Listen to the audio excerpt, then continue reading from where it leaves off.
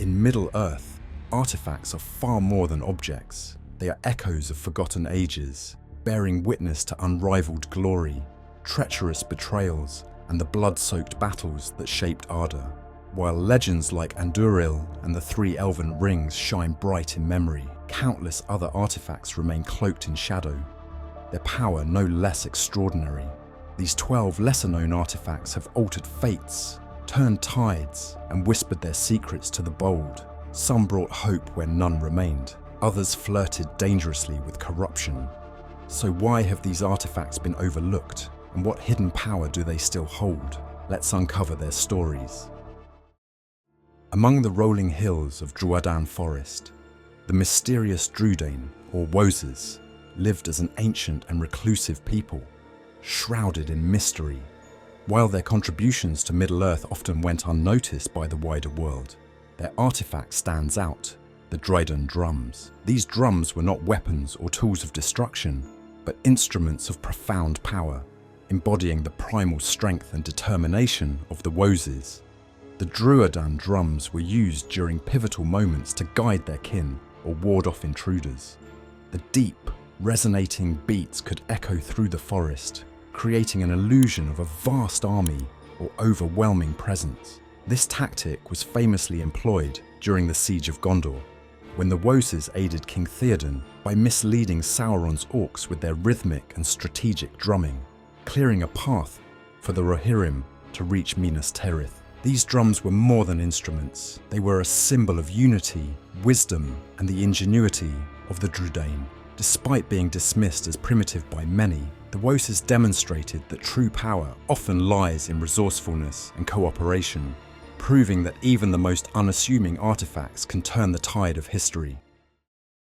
Few artifacts in Middle-earth carry the raw power of number 11 on our list, the Helm of Hador. Also known as Dragon-helm of Dor-lómin, it was forged by the dwarves of Belegost. This mighty helm was an heirloom of the House of Hador, one of the great families of men. Crafted with unparalleled skill, the helm bore intricate engravings and a golden crest shaped like a dragon, a symbol of defiance and valor. The helm's first notable wearer, Hador himself, used it to inspire his people in battle, but its true legacy was cemented through Turin Turambar, Hador's descendant. Wearing the helm, Turin became a figure of dread to his enemies.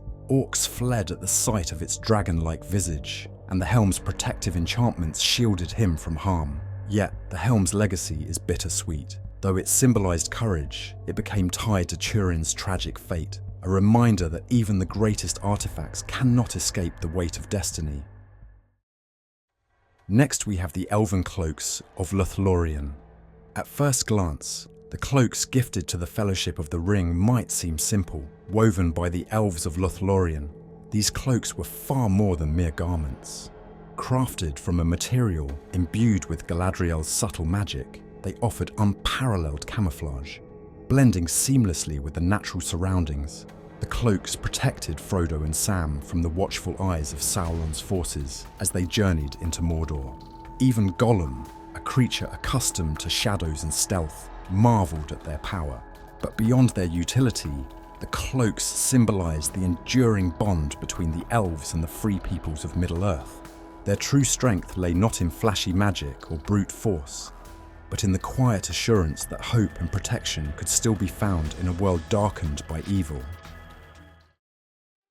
Not all weapons in Middle-earth were crafted by elves or dwarves. Number 9 is the Dagger of Westernesse, discovered by Merry and Pippin in the Barrow Downs, was a relic of Númenórean craftsmanship, forged to combat the servants of Sauron. This blade was imbued with an ancient magic that could pierce even the most malevolent foes. Though it lay forgotten for centuries, the dagger proved its worth when Merry used it to wound the Witch King of Angmar. Combined with Éowyn's bravery, the blow brought about the fall of the seemingly invincible Nazgûl, fulfilling the prophecy that no man could kill him. This unassuming weapon reminds us that even the smallest axe, wielded with courage and conviction, can change the course of history. Middle-earth is filled with hidden wonders and mysteries, and we've only just scratched the surface. If you're enjoying this story through Tolkien's lesser-known artifacts, stay with us and I'd truly appreciate a like and subscribe. Up next is number 8. Melian the Mire was no ordinary being, nor was the Girdle of Melian. A spirit of divine power, she brought wisdom and serenity to the elven kingdom of Doriath. But when the shadow of Morgoth loomed, Melian wove an enchantment so profound that it turned her realm into an impenetrable sanctuary, the Girdle of Melian. This magical barrier encircled Doriath, shielding it from enemies with an unbreakable spell. No mortal, nor even most immortals, could enter without her consent. For centuries, the Girdle protected Doriath, making it a bastion of beauty and tranquility amidst the chaos of Beleriand. Yet, its power was not without limits. When the greed for a Silmaril drove the dwarves to murder King Thingol, Melian's grief broke her enchantment, leaving Doriath vulnerable. The fall of her Girdle marked the beginning of the end for this once mighty kingdom. Melian's creation was not just a shield, it was a testament to the enduring strength of the Mire, and a reminder of how even the greatest protections can falter under the weight of tragedy. At number 7, the Spear of Gil-galad, the High King of the Noldor.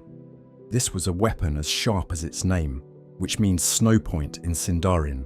Eglos was a symbol of the elves' unwavering determination during the War of the Last Alliance, where elves and men united to face Sauron.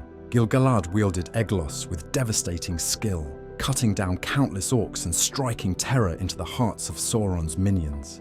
It was said that no enemy could withstand its piercing blade, and it became a beacon of hope for the free peoples in their darkest hour. Though Gil-galad fell in the battle against Sauron, Eglos remains a testament to his bravery and the sacrifices made to bring peace to Middle-earth. Its story serves as a poignant reminder of the cost of heroism in the face of overwhelming darkness. Forged from a meteorite by the dark elf Eol, Anglachel was no ordinary blade. Black as night and unyielding in battle, it possessed a sinister sentience that seemed to hunger for blood. This sword's journey is one of transformation and tragedy. Anglachel came into the hands of Turin Turambar, who reforged it as Gurthang, or Iron of Death. With this weapon, Turin defeated countless enemies, but the sword's dark nature mirrored his own troubled soul. In the end, Gurthang became the instrument of Turin's final act, as he turned it upon himself in despair. The tale of Anglachel is a stark reminder that even the greatest weapons can become burdens, reflecting the inner struggles of those who wield them. Not all artifacts in Middle-earth are forged by divine hands. Take for example our number 5. Sometimes their power lies in the moments they define. Such is the case with the Black Arrow, the simple yet legendary projectile used by Bard the Bowman to slay Smaug, the greatest dragon of the Third Age. Passed down through Bard's family, the Black Arrow was crafted with care and precision, its unassuming appearance hiding its true potential. In the climactic battle at Esgaroth, as Smaug rained fire upon the lake town, Bard's skill and courage found their outlet in this arrow. Aimed straight at the vulnerable spot in Smaug's underbelly, it struck true, ending the dragon's reign of terror. The Black Arrow's significance lies not in its material, but in its symbolism, the triumph of courage and precision over overwhelming power. Next on the list is the Crown of Gondor. This is not just a symbol of royal power, it's a symbol of the resilience of the kingdom itself. This artifact, steeped in the history of Númenor and the kings of Gondor, was forged by the hands of the Dunedain, a race of men who, once great, now struggled against the creeping shadow of Sauron. Passed down through the centuries, the crown represented the hopes of a people who sought to reclaim their lost glory. It was lost during the reign of King Erna, the last king of Gondor, who was slain in the challenge of the Witch King. For many years, Gondor was ruled by stewards, yet the crown remained a symbol of the rightful king. When Aragorn, heir of Isildur, took up the mantle, the crown was placed upon his brow. This moment was more than the crowning of a king. It was the restoration of Gondor, a symbol that despite all the darkness, hope and leadership could return to Middle-earth. At number 3, The Elessar, or Elf Stone, is a lesser-known but deeply powerful artifact associated with Aragorn's legacy. Gifted to him by Galadriel, this green gem held magical properties that brought healing and prosperity. The stone, with its soothing powers, was a symbol of Aragorn's deep connection to both the elves and his kingdom's future. The Elessar was a reminder of the elves' enduring kindness and foresight, for it was said to have the power to restore life and heal the wounded. In Aragorn's hands, the Elessar became a symbol of hope, especially as it played a role in his efforts to heal the lands ravaged by war. But more than that, the Elessar was also a symbol of royalty and restoration, a gem passed down through the ages to someone destined to bring light to the world once more. Next on the list is the Ring of Barahir. This is an artifact tied to the very heart of Middle-earth's ancient histories. Worn by Barahir, the first king of the House of Beor, the ring was an emblem of his strength and leadership. It was passed down to his descendants, including Beren, the hero who, together with Luthien, retrieved a Silmaril from Morgoth's crown. The ring itself is wrought in silver, adorned with 2 entwined serpents and a single green gem. Its beauty and its power are inseparable.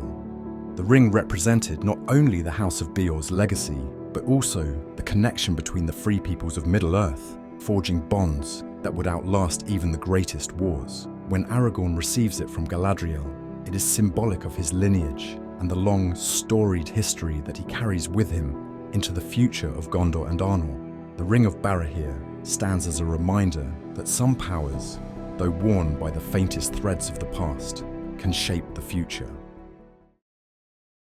The top spot is reserved for the Sword of Elendil.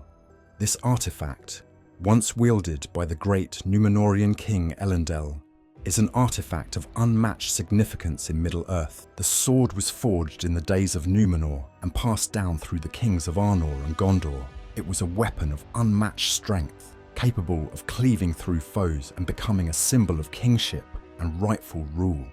Elendil wielded it during the War of the Last Alliance, leading the forces of men and elves against Sauron's armies.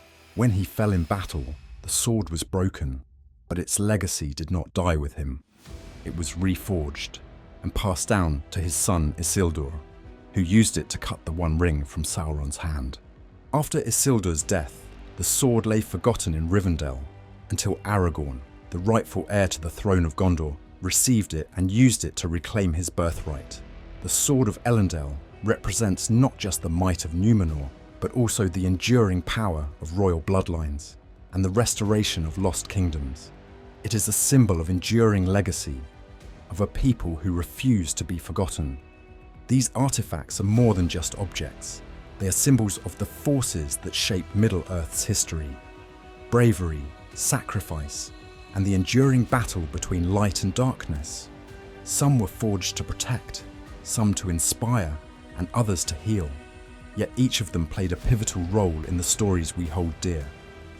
If you've enjoyed this exploration of Middle-earth's lesser-known treasures, don't forget to like and subscribe for immersive stories from Tolkien's world.